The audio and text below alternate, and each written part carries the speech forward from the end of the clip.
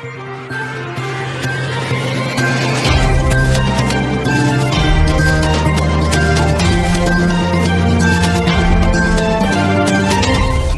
दोस्तों, स्वागत है आपका बिहार समाचार में। तो चलिए बिहार की 10 प्रमुख बड़ी खबरों के बारे में जानते हैं। और रुक करने से पहले एक नजर हेडलाइंस पर। दरभंगा एयरपोर्ट को जमीन नहीं दे रहा है एयरफोर्स। टर्मिनल बिल्डिंग बनाने में हो रही है काफी दिक्कत। शिक्षक बहाली के लिए अब सिर मुड़ाएंगे 2 लाख से ज्यादा बेरोजगार। सरकारी टाल मटोल से दम तोड़ गई उम्मीदें। रुपेश के पिता से मिलकर भावुक हुए तेजस्वी, बोले सरकार बड़े लोगों को बचाने में जुटी है। रुपेश हत्याकांड के 5वें दिन भी पुलिस का हाथ खाली। परिवार वालों को अब केवल सीबीआई पर भरोसा। पटना के डीईओ को हुआ कोरोना। जिला शिक्षा कार्यालय संक्रमण के कारण हुआ बंद। सीएम नीतीश ने महावीर वाटिका में सुधा पार्लर हाउस का किया शिलान्यास। विधायक सुमित सिंह ने की थी मांग। पटना में सर्दी ने डे कोल्ड कंडीशन बनाया। अधिकतम और न्यूनतम तापमान में केवल 6 डिग्री का फर्क। विपक्ष ने सीएम नीतीश पर साधा निशाना, कहा सीएम को सीरियस नहीं लेते बिहार के पुलिस वाले। बीजेपी ने मंत्रिमंडल विस्तार को दे दी मंजूरी। नीतीश के साथ भाजपा नेताओं की बैठक। एमएलसी मानोनय का भी मामला सुलझा। बिहार में मिले कोरोना के 211 नए मरीज। राज्य में पॉजिटिव मरीजों का आंकड़ा पहुंचा 2,58,739। अब खबरें विस्तार से।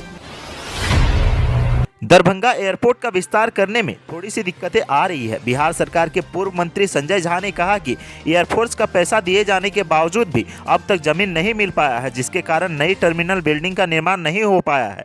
एयरफोर्स का जमीन अब तक पेंडिंग है। जैसे ही रिलीज होगी एयरपोर्ट का विस्तार हो जाएगा। संजय झा ने कहा कि दरभंगा एयरपोर्ट का नाम विद्यापति दरभंगा एयरपोर्ट होगा। इसके लिए मुख्यमंत्री ने 2018 में ही घोषणा कर दिया है और अब मुख्यमंत्री नीतीश कुमार ने विद्यापति के नाम पर दरभंगा एयरपोर्ट का नामकरण करने के लिए केंद्र सरकार को पत्र भी लिखा है। संजय झा ने दरभंगा एयरपोर्ट के विस्तार में रुकावट के लिए एयरफोर्स अथॉरिटी को जिम्मेवार बताते हुए कहा है कि बिहार सरकार ने एयरफोर्स अथॉरिटी को जमीन का पैसा दे दिया, इसके बाद भी एयरफोर्स की तरफ से जमीन नहीं दिया गया। इस कारण नया टर्मिनल बिल्डिंग का निर्माण नहीं हो रहा है। फिलहाल एक हवाई जहाज यात्री की क्षमता के अनुसार ही दरभंगा में टर्मिनल बना है। ऐसे में जब ज्यादा उड़ान एक साथ शुरू किया जाएगा तो समस्या आएगी। उन्होंने साफ शब्दों में कहा कि जब बिहार सरकार ने एयरफोर्स को पैसा दे दिया है तो उन्हें जमीन दे देना चाहिए ताकि जल्द नए टर्मिनल का निर्माण हो सके। बिहार में शिक्षक बहाली की प्रक्रिया पूरी कराने के लिए 2 लाख से ज्यादा उम्मीदवार अब अपना सिर मुड़ाएंगे। शायद उसके बाद सरकार को ये एहसास हो जाए कि 2 सालों से शिक्षकों की बहाली की प्रक्रिया टाली जा रही है। बेरोजगार शिक्षक अभ्यर्थी सरकार के पास गुहार लगाते लगाते परेशान हो चुके हैं, लेकिन सरकारी रवैये को देखते हुए बहाली में अभी और काफी वक्त लगने की आशंका बढ़ती जा रही है। बिहार के 2 लाख से ज्यादा शिक्षक अभ्यर्थी पिछले 2 सालों से बहाली के लिए परेशान है, लेकिन नियुक्ति के लिए सरकार की प्रक्रिया और सुस्त होती जा रही है। ये मामला कई दफे हाईकोर्ट में गया। हाईकोर्ट ने सारे मामलों में बाधाएं दूर कर दी है, लेकिन फिर भी सरकार ने बहाली प्रक्रिया शुरू नहीं की है। अब तक काउंसलिंग का डेट भी तय नहीं किया गया है। शिक्षक अभ्यर्थी बिहार के शिक्षा विभाग के मंत्री से लेकर प्रधान सचिव तक गुहार लगाकर थक चुके हैं, लेकिन उनकी फरियाद नहीं सुनी जा रही है।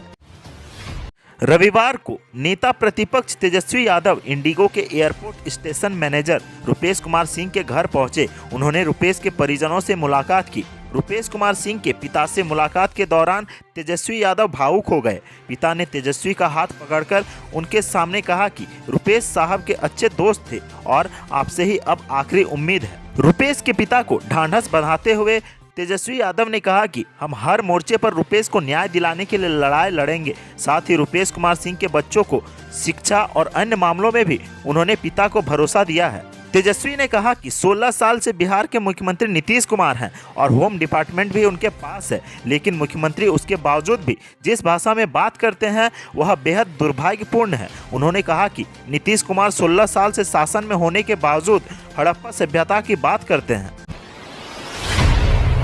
पटना में इंडिगो के airport station manager Rupesh Kumar Singh की हत्या को 5 दिन हो चुके हैं, लेकिन अब तक अपराधी पुलिस की पकड़ से बाहर है। पटना में इस हाई प्रोफाइल मर्डर को लेकर एसआईटी का गठन किया गया है। साथ ही साथ एसटीएफ को भी जांच का जिम्मा दिया गया है।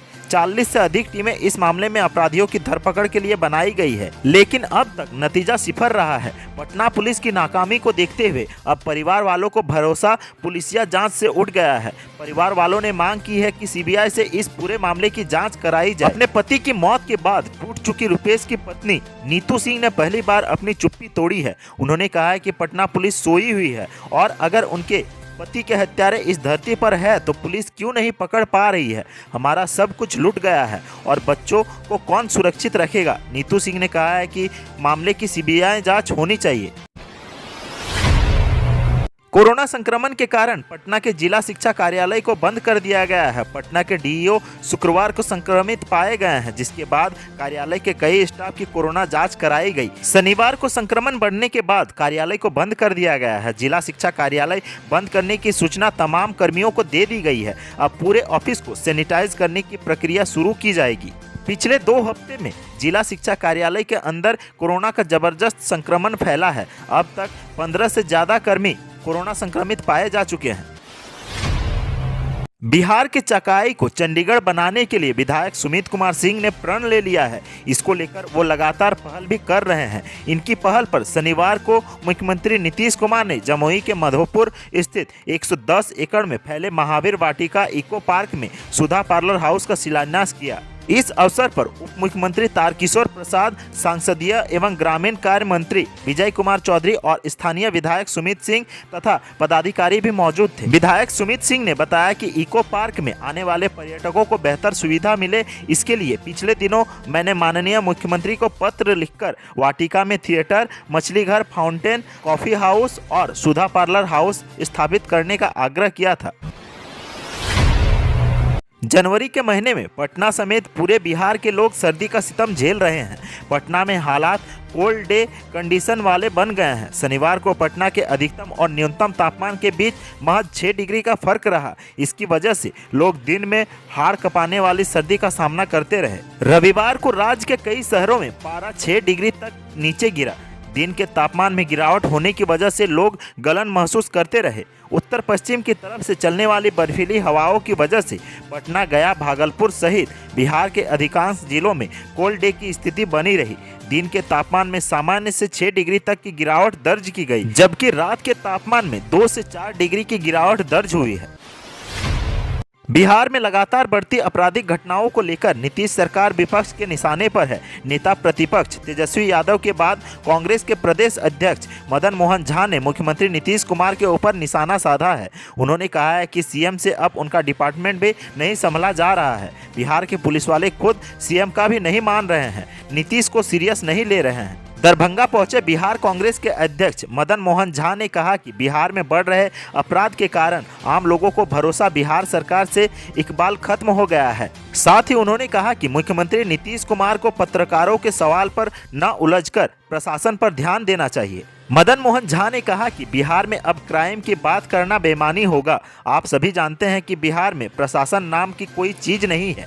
जितने अपराधी तत्व हैं, इस बात को मानकर चलें कि कोई क्राइम करेंगे पकड़े नहीं जाएंगे।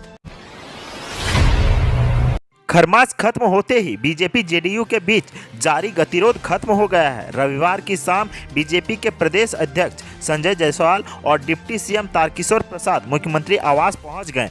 बंद कमरे में बैठक चली और उसके बाद खबर ये आ रही है कि बीजेपी ने मंत्रिमंडल विस्तार को मंजूरी दे दी है। राज्यपाल कोटे से 12 विधान पार्षदों को मनोनयन का मामला भी सुलझ गया है। सीएम आवास से बाहर निकले बीजेपी के प्रदेश अध्यक्ष संजय जायसवाल ने पत्रकारों को कहा है कि मंत्रिमंडल विस्तार की खबर उन्हें दे दी जाएगी। रविवार की शाम अचानक बीजेपी के प्रदेश अध्यक्ष संजय जायसवाल और deputy CM Tarkishore Prasad CM आवास पहुंचे। हालांकि सीएम हाउस के सूत्रों की माने तो दिन में ही डिप्टी सीएम ने फोन कर नीतीश से मिलने का समय मांगा था। तय समय पर बीजेपी के दोनों नेता सीएम आवास पहुंचे। नीतीश कुमार के साथ उनकी तकरीबन आधे घंटे तक बातचीत हुई। उसके बाद खबर यह आ रही है कि विवाद के सारे मामले सुलझा लिए गए हैं। सूत्रों की माने तो बीजेपी ने मंत्रिमंडल विस्तार के लिए अपनी सूची सौंप दी है। बीजेपी के दोनों नेता सूची लेकर ही सीएम आवास गए थे। अब 1 सप्ताह के भीतर मंत्रिमंडल विस्तार हो जाने की उम्मीद है। अब बात करते हैं सबसे अंतिम खबर की। तो बिहार में कोरोना संक्रमण की रफ्तार अब धीमी हो गई है, लेकिन इसके बावजूद भी हर रोज हजारों की संख्या में पॉजिटिव मरीज मिल रहे हैं। स्वास्थ्य विभाग की ओर से ताज़ा अपडेट जारी की गई है। इस अपडेट के मुताबिक बिहार में 211 लोग कोरोना पॉजिटिव मिले हैं। इसके साथ ही राज्य में कोरोना संक्रमितों की संख्या बढ़कर 2,58,739 हो गई है। बिहार में फिलहाल 4,099 कोरोना के एक्टिव मरीज हैं। स्वास्थ्य विभाग की ओर से जारी नियमित अपडेट के मुताबिक पिछले 24 घंटे के भीतर 4 व्यक्ति की मौत हुई है। इसके साथ ही राज्य में कोरोना से मरने वालों का आंकड़ा 1453 हो गया है। बिहार के लोगों के लिए खुशी की बात तो यह है कि महज 24 घंटे के भीतर 328 कोरोना मरीज स्वस्थ हुए हैं। इसके साथ ही ठीक होने वाले मरीजों की संख्या 2.5 लाख के करीब हो गई है। राज्य में अब तक कुल 2,53,186 मरीज स्वस्थ हो चुके हैं। तो आज की सुर्खियों में बस इतना ही। बिहार से जुड़ी खबरों के लिए सब्सक्राइब करें हमारे चैनल को और साथ ही साथ अपने दोस्तों और रिश्तेदारों में शेयर जरूर करें। धन्यवाद।